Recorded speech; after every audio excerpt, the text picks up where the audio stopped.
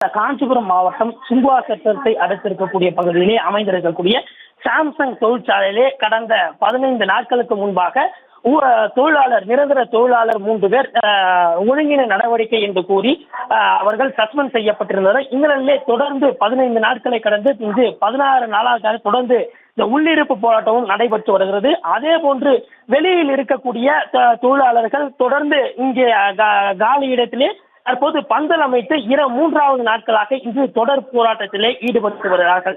இதற்கிடையே 4 கட்ட பேச்சுவார்த்தையானது நடைபெற்று முடிந்தும் அந்த 4 கட்ட பேச்சுவார்த்தையிலே தொடர்ந்து தோல்வியை தருவிருக்கிறது.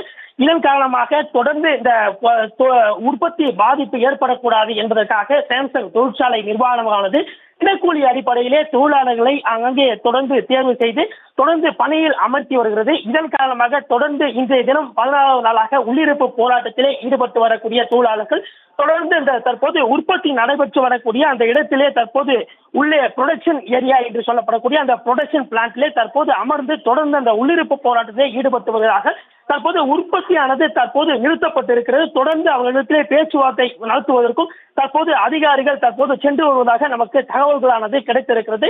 தொடர்ந்து சாம்சங் தொழிற்சாலையிலே தற்போது உற்பத்தியானது நிறுத்தப்பட்டு தொடர்ந்து தொழிலாளர்கள் தற்போது உள்ளிருப்பு போராட்டத்தில் ஈடுபட்டு வருவதன் காரணமாக தற்போது தொழிற்சாலையிலே சற்று பரபரப்பான ஒரு சூழலானது நிலவி வருகிறது.